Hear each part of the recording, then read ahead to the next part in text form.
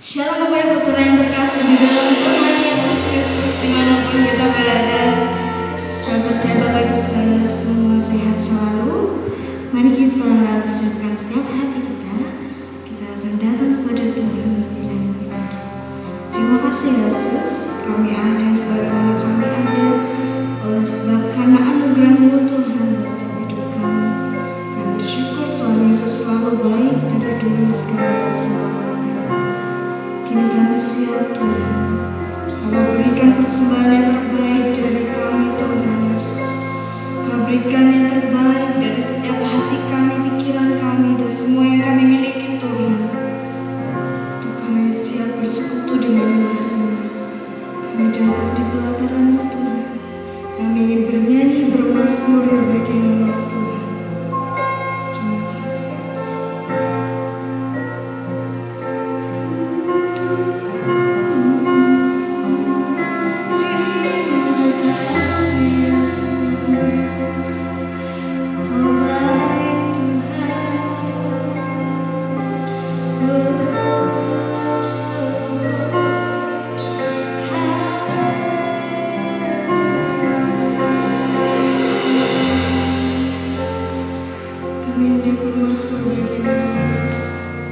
Kami hendak bernyanyi bagi Engkau, biar manis Kau dengar Tuhan. Ya Tuhanku, aku hendak bernyanyi bagi-Mu selama ku hidup. Ya Allahku, aku hendak bermazmur bagi-Mu selagi ku ada.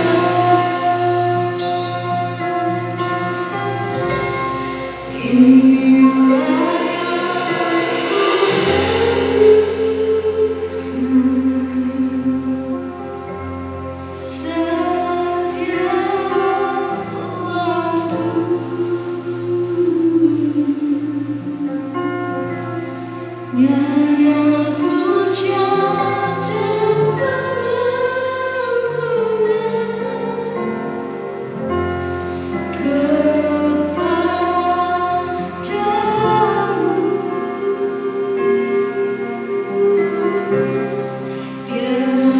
manis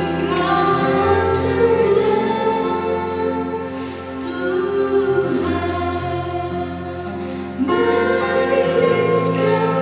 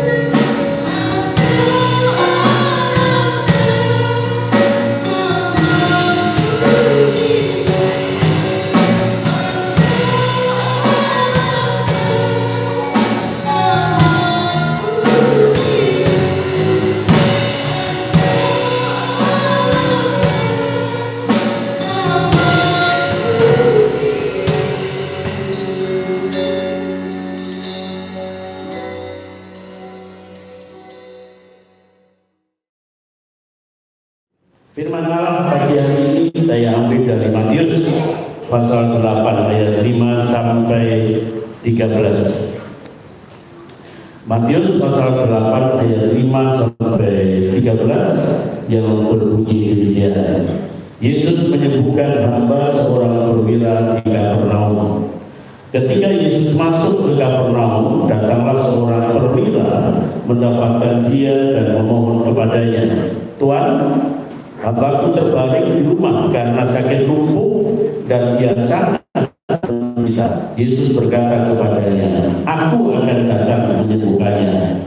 Tetapi jawab perwira itu kepadanya, "Tuan, aku tidak layak menerima Tuan di dalam rumahku.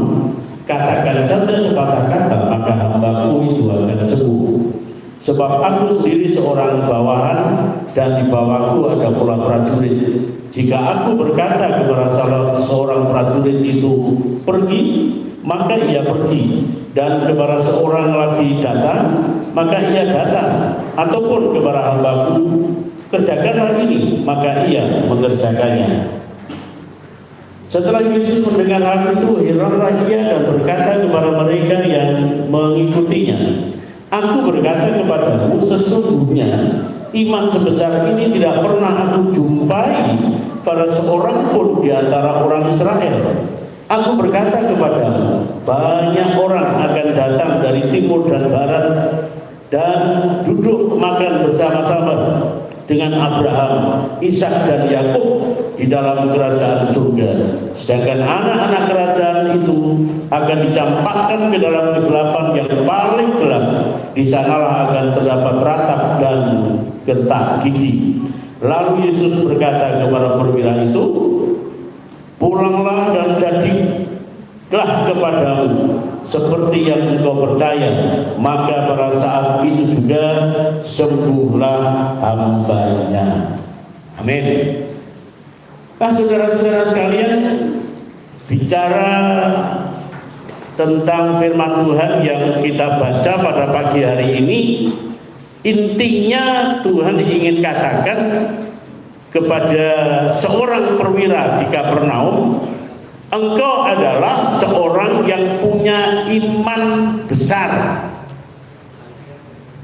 Engkau adalah seorang yang punya iman besar.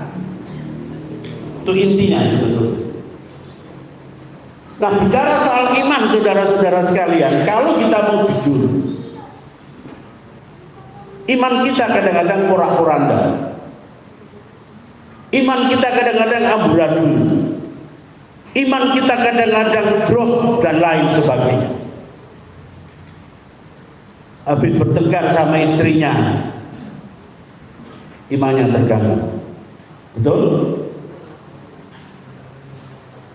Habis bertengkar sama anaknya, imannya terganggu. Belum tanggal 1 duitnya habis, imannya terganggu. Pada waktu kita sakit belum sembuh-sembuh, imannya bertanya-tanya. Saudara-saudara sekalian, kondisi dan situasi daripada umat yang percaya kepada Tuhan, bicara soal iman, nggak tetap apalagi naik terus, saudara-saudara sekalian. Sebentar naik, sebentar turun, sebentar stabil, lama labilnya. Tetapi saudara-saudara sekalian, firman Tuhan pada pagi hari ini berkata, engkau adalah orang yang punya iman besar. Kurang lebih 53 hari, saudara-saudara sekalian. Iman murid-muridnya juga terombang-ambing. Muridnya siapa? Muridnya Tuhan Yesus. Sejak mereka ada di Taman Getsemani, diajak untuk berdoa, mendoakan Yesus yang sebentar lagi dia akan mengalami berbagai macam penderitaan, saudara-saudara sekalian. Iman murid-muridnya mulai bermasalah, saudara. Sehingga Tuhan berkata, mosok suruh berdoa 1 jam baik, ora iso. Sebentar berdoa 1 jam, 23 jam tidur. Itu yang terjadi, saudara-saudara sekalian. Pada waktu Yesus kemudian ditangkap, bagaimana kita lihat bersama-sama Petrus yang tadinya berkata, Tuhan, kemanapun engkau pergi, aku mau ikut. Tapi seorang kecil berkata, ini dia itu pengikut Yesus. Petrus bilang apa, saudara-saudara? Aku gak kenal sama dia. Aku gak kenal sama dia. Morat-marit iman murid-muridnya, saudara-saudara sekalian. Pada waktu Yesus disalib, mati, kemudian dikuburkan, saudara-saudara. Wah, mereka kehilangan seorang yang dipuja-puji, seorang yang disembah, seorang yang digadang-gadang jadi rajanya orang Israel.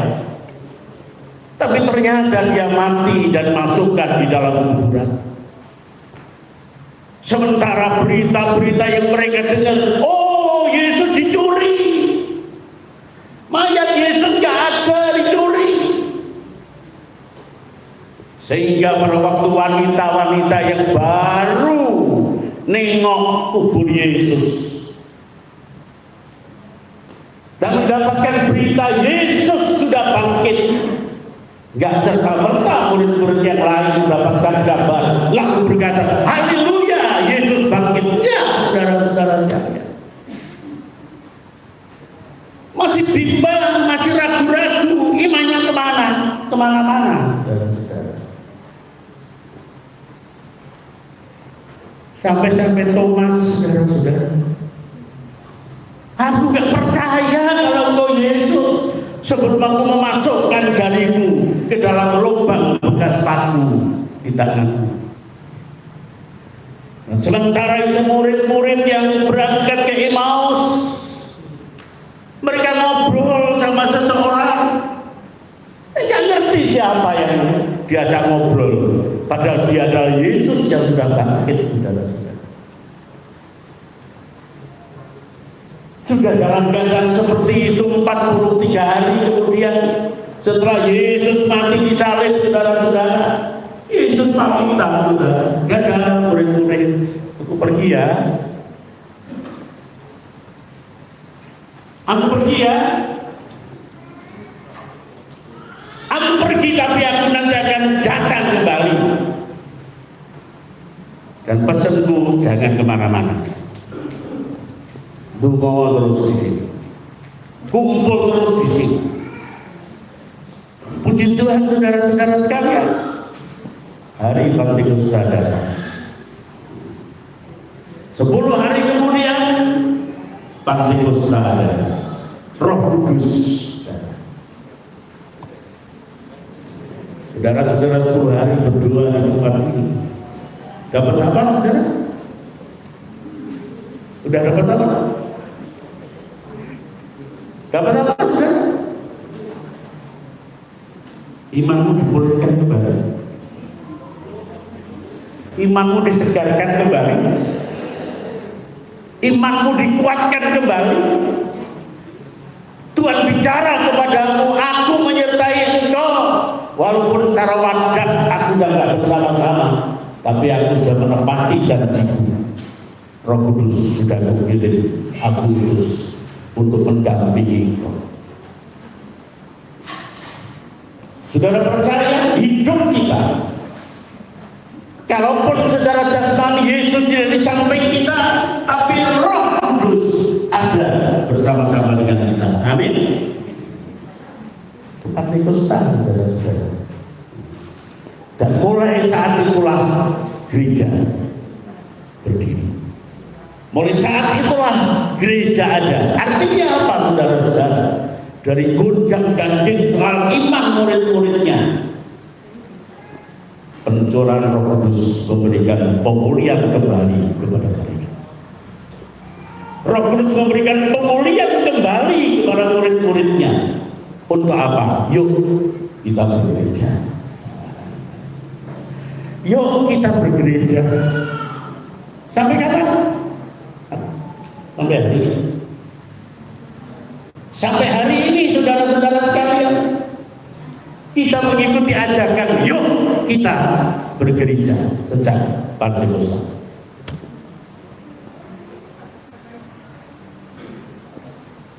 Gereja enak? Gereja berjalan dengan enak? Oh enggak, banyak tantangan, saudara-saudara sekalian. Gereja dibakar. Sampai kapan? Sampai hari ini. Gereja ditutup. Sampai kapan? Sampai hari ini. Gereja mengalami tantangan sampai hari ini. Orang Kristen digorok sampai hari ini, saudara-saudara sekalian.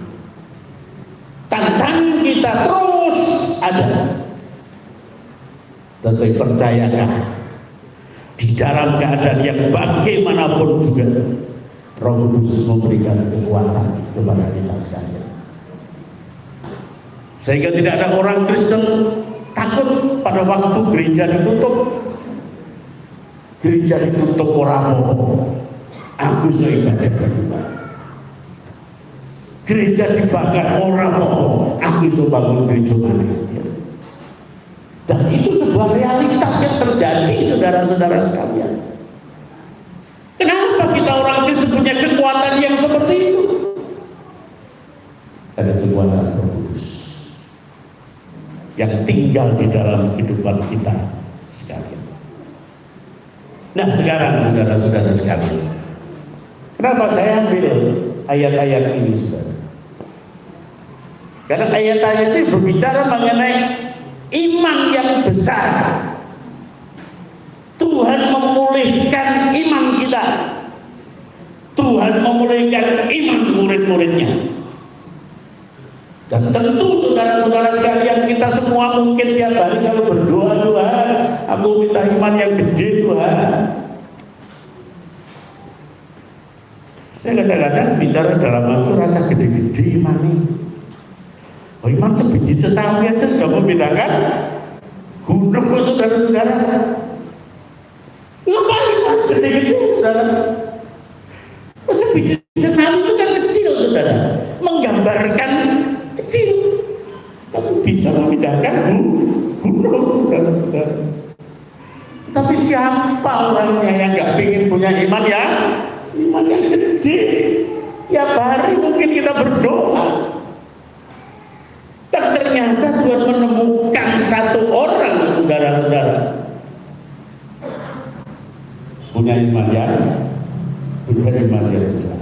Aku belum melihat ada orang lain punya iman seperti ini. Siapa dia, saudara? Perwira di Kapernaum. Siapa dia, saudara? Perwira. Ini bukan orang Yahudi. Orang Yahudi bilang itu orang kafir, saudara-saudara sekalian. Itu perwira Kapernaum itu orang kafir, saudara-saudara sekalian.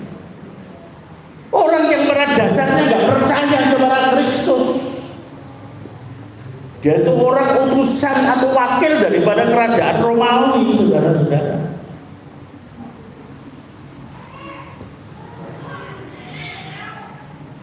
Bukan orang Yahudi, bukan orang yang diplot sebagai umat pilihan Allah, bukan.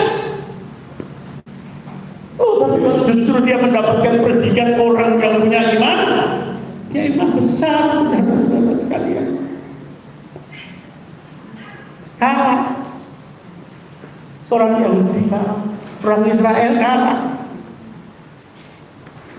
Imannya, saudara-saudara. Firman Tuhan sebutkan seperti itu, saudara.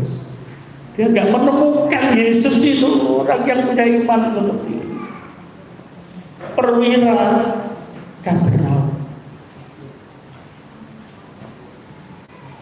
Nah, kenapa Yesus sampai bicara seperti itu?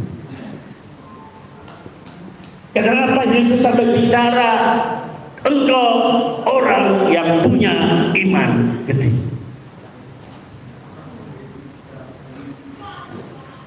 Tentu kita akan senang kalau Tuhan bicara kepada kita, engkau punya iman yang gede. Bayangkan, saudara-saudara, tak ulangi lagi ya, punya iman sebiji sesawi bisa memindahkan gunung. Kalau kita punya iman yang gede, apa yang bisa kita lakukan, saudara-saudara?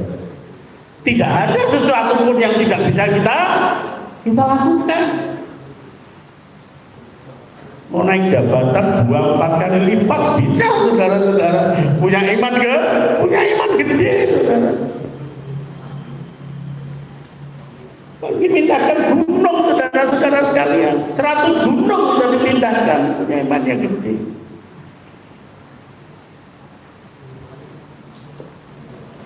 Mau nggak, saudara? Mau nggak punya iman yang gede? Saudara-saudara, yuk kita lihat paling tidak indikatornya apa. Kok Tuhan sampai ngomong perwira Kapernaum punya iman yang gede? Indikatornya apa? Yesus lihat dari mana? Ya. Yesus lihat dari mana? Coba kita lihat bersama-sama, saudara-saudara sekalian. Ayat yang kelima dan ayat yang keenam berkata bagaimana? Ketika Yesus masuk ke Kapernaum, datanglah seorang perwira mendapatkan dia dan memohon kepadanya, Tuhan, hambaku terbaring di rumah karena sakit lumpuh dan ia sangat menderita. Perwira itu punya jabatan yang tinggi. Dia mau datang kepada Yesus. Ngapain, saudara? Minta hambanya yang sedang sakit itu disembuhkan. Jadi dia keroyo-royo datang kepada Yesus sebagai seorang perwira yang kemungkinan besar juga bawa pengawal, saudara-saudara sekalian. Itu mengusahakan kesembuhan, bukan kesembuhan istrinya, bukan kesembuhan dirinya, tapi kesembuhan hambanya, kesembuhan kacungnya, saudara-saudara. Kalau saya di Cirebon sana, orang memanggil saya kacung. Kalau lagi belanja gitu, "Cung, beli apa, Cung?" Sebab kalau kacung di Cirebon, daerah Jawa Barat itu artinya adalah anak laki-laki, itu kacung, saudara. Tapi kacung di dalam bahasa kita sehari-hari kan apa? Pembantu budak ya. Pembantunya yang sakit, saudara. Sakit apa? Lumpuh, ya. Dan menderita sekali.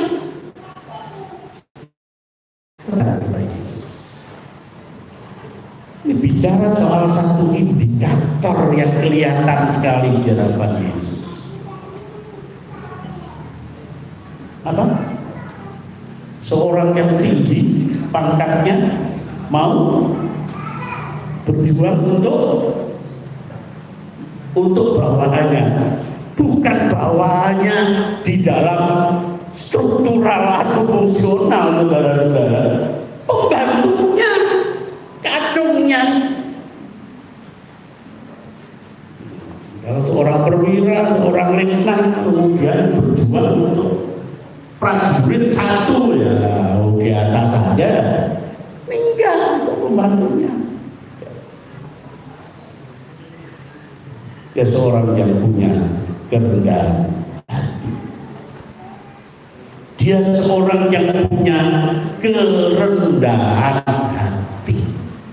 Dan kerendahan hati itu indikator daripada orang yang punya iman. Orang yang punya iman, dia rendah.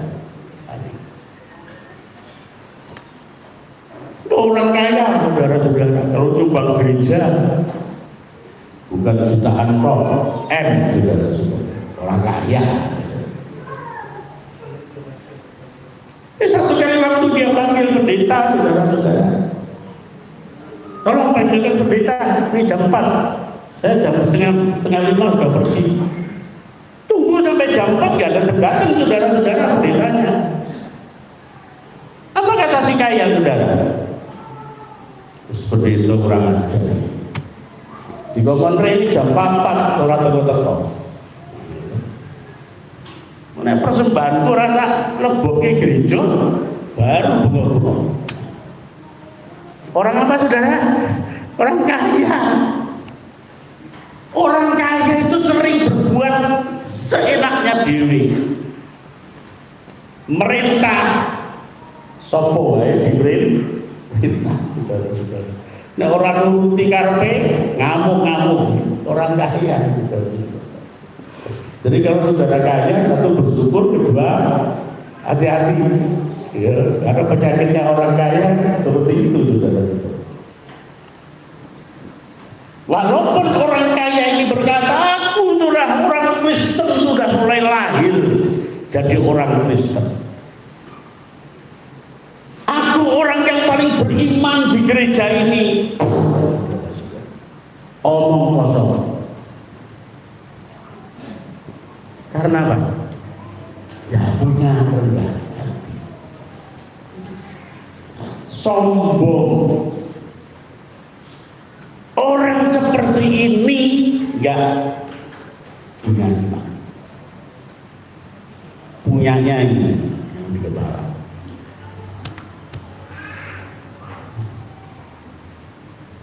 Indikasi yang satu apa? Rendah hati. Semakin kita beriman kepada Tuhan, semakin rendah hati. Loh, ini salah satu daripada ciptaan baru, saudara-saudara.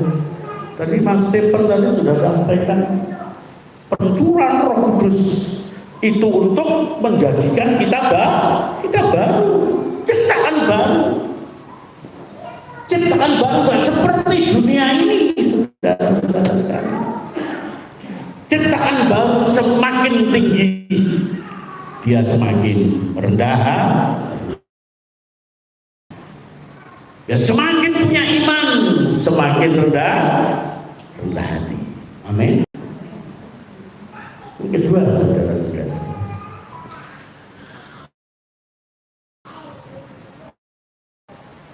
dan Tuhan, hambaku terbaring di rumah karena sakit lumpuh dan ia sangat menderita. Hambaku di rumah sakit lumpuh dan ia sangat menderita. Itu sebabnya aku sampai datang ke sini, Tuhan, minta tolong sembuhkan hambaku.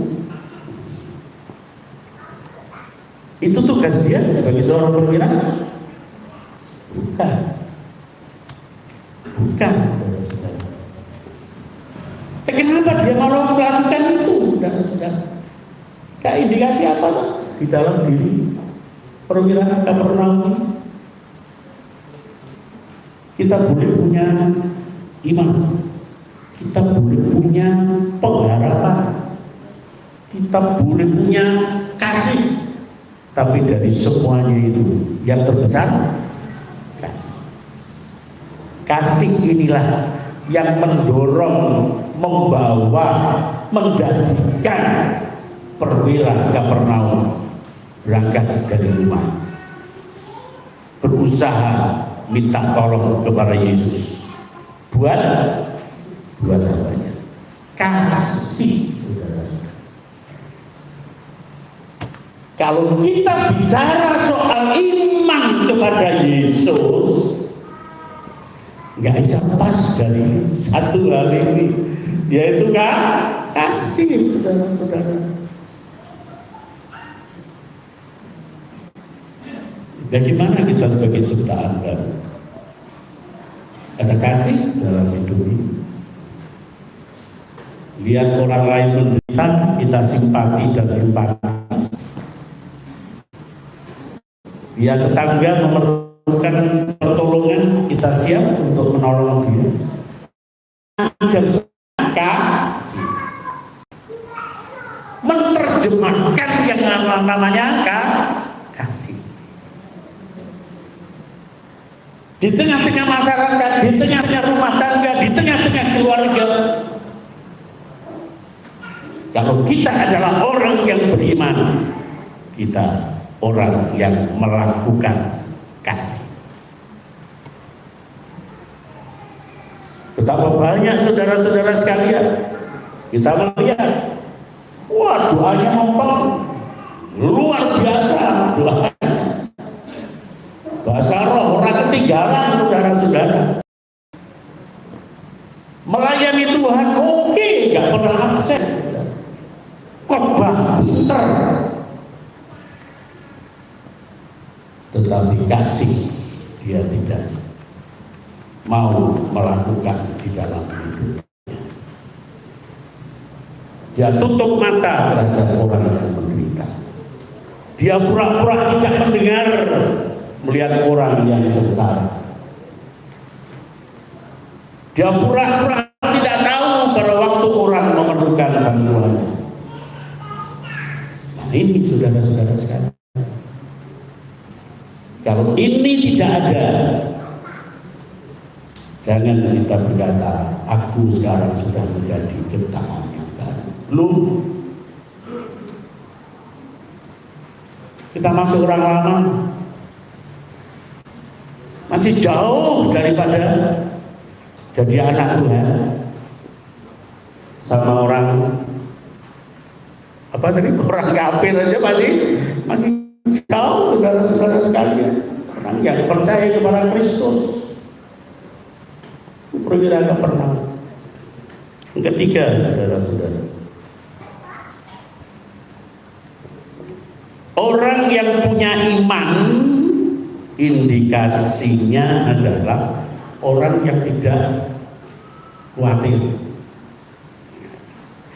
Orang yang tidak khawatir. Pada waktu dia berangkat dari rumah untuk ketemu dengan Yesus, minta pertolongan untuk hambanya, dia punya keyakinan, nggak khawatir. Aku ditompo oleh Yesus orang, disembuhkan oleh Yesus orang. Dia nggak punya kekhawatiran seperti itu. Dia dengan langkah pasti menuju ke tempatnya Yesus. Tidak khawatir, itu orang yang punya iman. Apa yang kita hadapi sehari-hari? Kekhawatiran, saudara. Khawatir kena corona, khawatir cukup, belanja, khawatir anaknya nanti piye-piye. Apa yang tidak dikhawatirkan? Semua itu mendatangkan kekhawatiran dalam hidup ini. Coba saudara melepas anak saudara pagi-pagi untuk berangkat ke sekolah, datang kekhawatiran. Khawatir apa? Kesenggol. Kesenggol apa? Kesenggol musuh laku. Ya kan? Khawatir. Orang itu suami berangkat kerja, cipika-cipiki berangkat dadah. 1 jam lagi khawatir, saudara-saudara. Khawatir tentang apa? Kita ketemu pacar semua. Kita ketemu mantan pacar dia.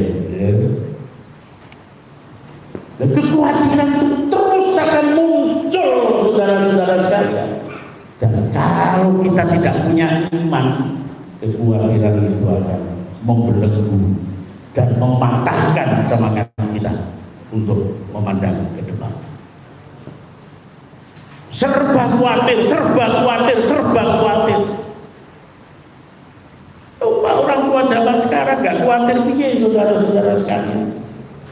Cilik digedeke, biar cilik sedikit gendong-gendong, sekarang udah gede, melayu dewi, khawatir apa, pergaulannya bagaimana. Di sana katanya banyak narkoba. Khawatir apa lagi, saudara-saudara? SMP wisbar, masuk SMA, ketompo rayo. SMA selesai, perguruan tinggi duit-duit rayo. Sarjana selesai, saudara-saudara, khawatir lagi orang tua. Itu gawean ora ya. Wes nyambut gawe, saudara-saudara, orang tua khawatir. Kok kaya duwe pacar iki anakku. Nak wedok satu-satunya. Khawatir. Sudah punya pacar, saudara-saudara, khawatir dia muncul lagi. Bener gak itu pacar itu ya? Kok dia cocok, tapi aku sebagai calon mertua kurang cocok. Weh, sampai nikah, saudara-saudara sekalian, selesai khawatirnya. Kok setahun lagi isi ya, aku ya. Itu punya anak, punya cucu ya, masih itu nenek ngerti yang namanya kuat. Tapi orang yang punya iman, indikasinya adalah tidak khawatir. Tidak khawatir. Karena apa? Kita percaya kemanapun kita pergi, Tuhan bersama-sama kita. Orang yang percaya kepada Tuhan dan setia kepadanya, anak cucunya tidak mungkin hidup meminta-minta. Semua sudah dijamin oleh Tuhan. Untuk apa tuh? Untuk kita tidak khawatir, ya. Jadi orang yang selalu khawatir itu adalah orang yang selalu lupa dengan firman Tuhan, dengan janji Tuhan. Semuanya sudah janjikan kepada kita sekalian. Dan firman Tuhan itulah yang menumbuhkan iman dalam hidup kita semua. Jadi kalau kita pegang firman Allah, artinya kita itu biarkan untuk iman kita bertumbuh, berkembang. Saudara-saudara. Yuk kita tinggalkan kekhawatiran kita. Bisa nggak? Bisa, saudara-saudara. Bisa kita tinggalkan kekhawatiran kita, bisa. Mampu nggak? Mampu, saudara-saudara. Sanggup nggak? Sanggup. Karena Tuhan bersama-sama dengan kita sekalian. Ayat 9 kita lihat. Sebab aku sendiri seorang bawahan dan di bawahku ada pula prajurit. Jika aku berkata kepada salah seorang prajurit itu pergi, maka ia pergi, dan kepada seorang lagi datang, maka ia datang, ataupun kepada hambaku kerjakanlah ini, maka ia mengerjakannya. Saudara-saudara sekalian yang kekasih, dia bisa melakukan itu. Dia bisa memerintah ini dan itu. Tetapi dia mengakui, saudara-saudara sekalian, dia mengakui ada yang lebih daripada dia. Ada yang lebih tinggi pangkatnya dari dia. Ada yang lebih besar dari dia. Ada yang lebih berkuasa daripada dia, yaitu Yesus. Ini iman, saudara-saudara. Iman itu mengakui kalau Tuhan lebih besar dari kita. Oh, aku beli mobil karena usahaku kan. Isu awan sore atau turu boleh duit terus. Punya mobil karena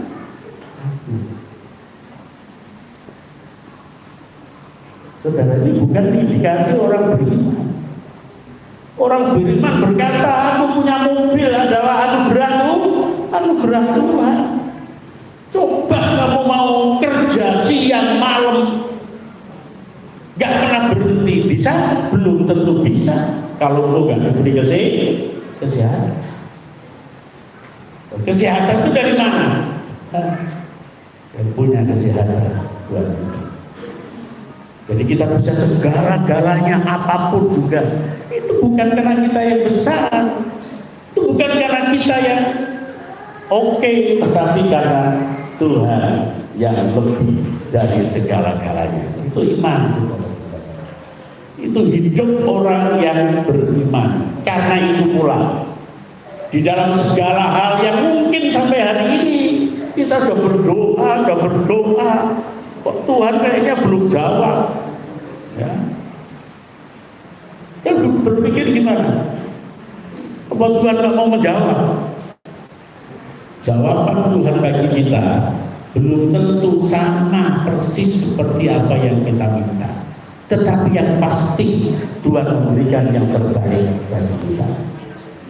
Jadi Pak Chandra kesaksian tadi, ya, yang dia minta Tuhan ngasih, tapi nggak seperti yang diminta, saudara-saudara. Dan ternyata di balik itu semua ada apa? Ternyata itu yang terbaik. Coba sesuai dengan permintaan dia, sesuatu yang nggak baik akan menimpanya, saudara-saudara sekalian. Jadi jangan pernah kita berkata Tuhan tidak menjawab doa kita.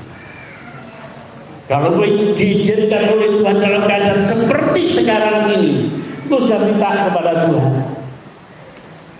minta apapun juga, minta istri, minta anak, minta apa lagi, Tuhan belum kasih. Percayalah, Tuhan punya rencana yang jauh lebih indah di dalam kehidupan. Jadi jangan sampai sesuatu yang kita minta Tuhan belum kasih, itu mengganggu, bahkan mengambil iman kita sekalian. Dan yang terakhir, ayat yang ke-13. Lalu Yesus berkata kepada perwira itu, pulanglah dan jadilah kepadamu seperti yang engkau percaya. Maka pada saat itu juga sebelah hambanya Saudara-saudara, udah lihat si perwira Kapernaum ini? Lihat hambanya? Belum pulanglah dan jadilah kepadamu seperti yang engkau percaya. Indikasi daripada orang yang beriman adalah dia sudah melihat hasilnya.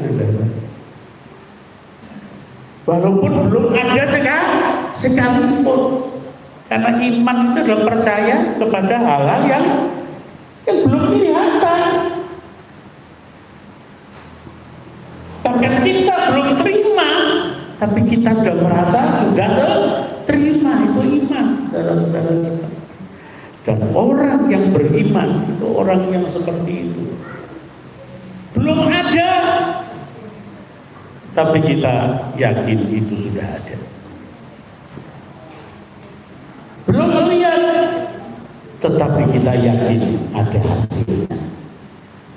Tahun 1992. Ini yang ingat pasti Pak Wawan. Yang ingat itu pasti Pak Wawan.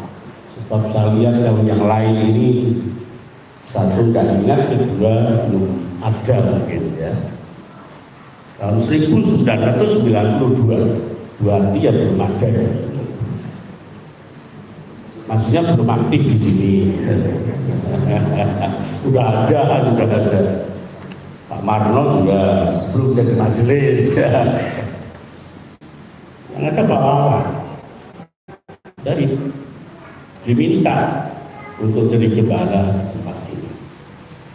Dan akhirnya saya oke, jemaat oke. Saya kemudian datang meninjau di tempat ini. Saya meninjau di tempat ini.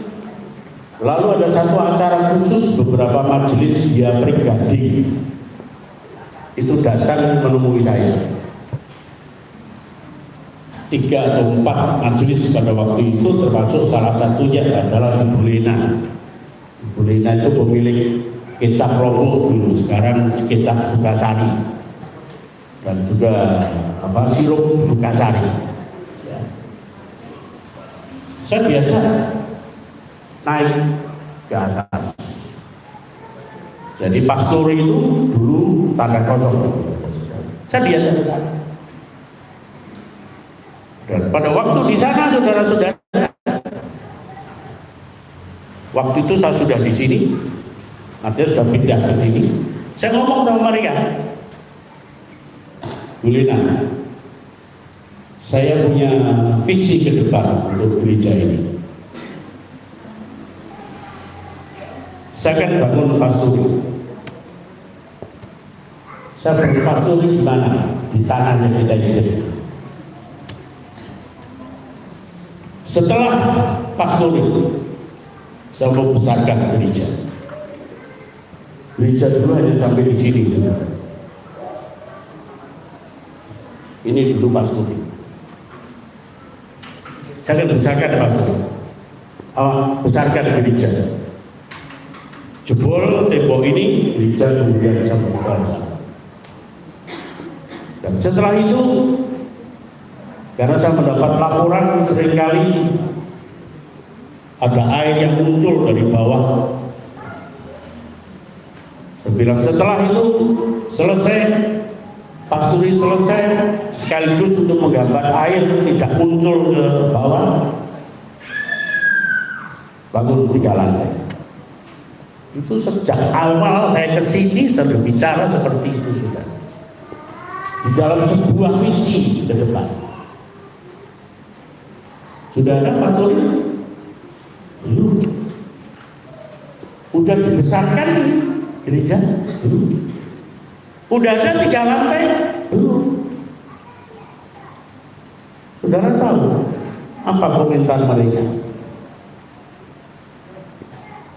Kalau ingat komentarnya sakit hati sudah. Tapi ya sakit, tapi Tuhan sudah membeban saudara-saudara. Jawabannya apa saudara? Itu sudah dicoba. Itu kata orang-orang kaya itu. duitmu sekali dijual.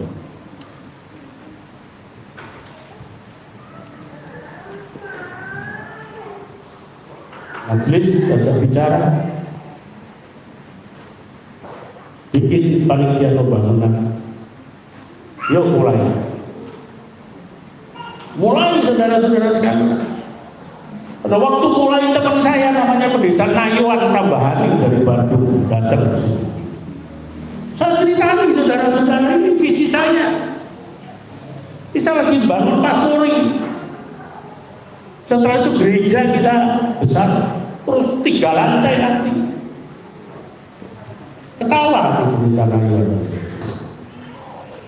Jemaatmu pira toh? Jemaatnya berapa? Waktu itu.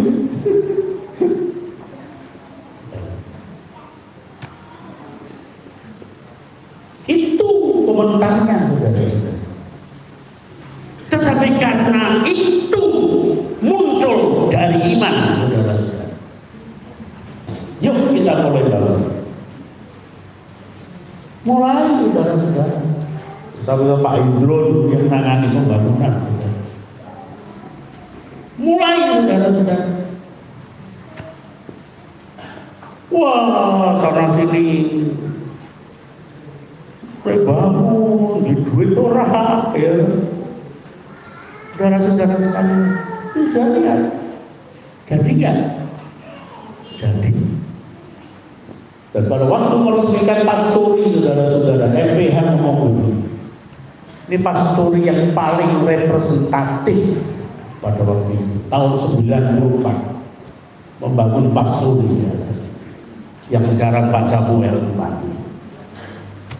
Pastori yang paling bagus untuk gereja Insalasi. Bisa nggak? Bisa. Amin. Belum kelihatan, tetapi kita sudah tahu hasilnya. Itu iman, saudara-saudara. Itu indikasi daripada orang beriman. Satu kali waktu MPH minta bantuan, saudara-saudara, dikasih bantuan dengan catatan, saudara. Minta bantu 10 juta. Tapi tolong semua nota-nota asli serahkan semua ke MPH. Tak jawab, saudara. Terus itu bangun 1 juta, 2 juta orang jalur nota. Sekarang sing duwe sinode minta nota. Akhirnya saya kasih nota, saudara. Notanya apa? Paku baru kumpulkan 10 juta, saudara. Berangkat ke Jakarta, cari dana, saudara-saudara, ke yayasannya Presiden Soeharto waktu itu. Pulang tua brother, saudara-saudara. Ini mobilnya Pak Pendeta Andreas Kristianto yang saya pakai berdua kami ke Jakarta. Pulang pada waktu di tol, tangan saya ini lagi layar tol, saudara-saudara, dihantam truk dari belakang. Langsung saya semaput, langsung pingsan. Perasaan saya itu, saya turun ke bawah, lantai 1, lantai 2 ke bawah, sampai lantai 50 ke bawah, saudara-saudara. Perasaan saya, tapi rupanya itu mata melihat marka jalan itu. Jadi mobil tabrak truk langsung jalan, saudara-saudara. Hancur separuh belakang. Pengalaman semua itu sudah. Tetapi kenapa mau seperti itu? Karena ada iman. Dan sampai seperti sekarang ini saudara bisa menikmati semua. Itu karena apa? Karena iman. Pasti melihat hasil. Amin. Dan ini bukan berlaku hanya untuk gereja, untuk saudara juga harus seperti itu. Kalau punya iman, saudara-saudara sekalian, melihat hasil pasti gak ragu-ragu. Melihat hasil ke depan, engkau akan menjadi orang-orang yang berhasil. Indikasi-indikasi inilah yang menyimpulkan Yesus berkata, engkau punya iman yang besar. Apakah kemudian kita mesti seperti perwira Kapernaum ini? Saya bilang tidak. Dia beriman, dia percaya Yesus bisa menyembuhkan, oke. Ya, andai kata dia percaya kepada bukan Yesus, kira-kira saya menyembuhkan hambanya? Kira-kira saya bilang bisa aja. Bisa aja, orang ke dukun ya bisa sembuh, saudara-saudara. Ya, yang bukan agamanya Kristen kan bukan kepada Yesus bisa sembuh, saudara-saudara sekalian. Begitu Gunung Kawi kita sembuh, bisa sembuh, saudara. Tapi persoalannya apa, saudara-saudara sekalian? Kita minta kesembuhan kepada siapapun bisa. Tetapi bagi kita Yesus di atas segala-galanya. Yesus di atas dukun, Yesus di atas kuasa apapun juga. Karena apa? Karena di dalam Yesus bukan cuma bicara soal kesembuhan, tapi soal keselamatan. Orang bisa sembuh tanpa Yesus, tapi tanpa keselamatan. Tapi kita orang-orang yang beriman kepada Kristus, kita sembuh dan diselamatkan. Itu bedanya, saudara-saudara. Orang bisa minta aja kemana-mana, berusaha kemana-mana, tapi keselamatan cuma ada di dalam Yesus. Mungkin muncul pertanyaan, perwira Kapernaum tadi selamat ya? Gak ada yang saya jawab, dan saya juga tidak berani menjawab. Walaupun di dalam konteks ini perwira Kapernaum punya iman yang besar. Iman yang besar untuk kesembuhan hambanya. Tapi apakah iman yang besar itu untuk keselamatannya di dalam Kristus? Itu kita tidak tahu. Tapi yang saya ingin sampaikan kepada saudara-saudara, yuk, saudara sakit datang kepada Yesus. Betul. Yuk, saudara punya masalah datang kepada Yesus. Betul. Yuk, saudara punya pacar masih ngambek datang kepada Yesus. Betul. Tapi lebih betul lagi, saudara-saudara, kalau engkau seperti Yohanes 1 ayat 12, barang siapa yang percaya dan menerima dia, maka dia akan menjadi anak-anak Allah. Bukan cuma percaya, tapi percaya dan menerima dia, engkau akan selamat. Amin. Tuhan.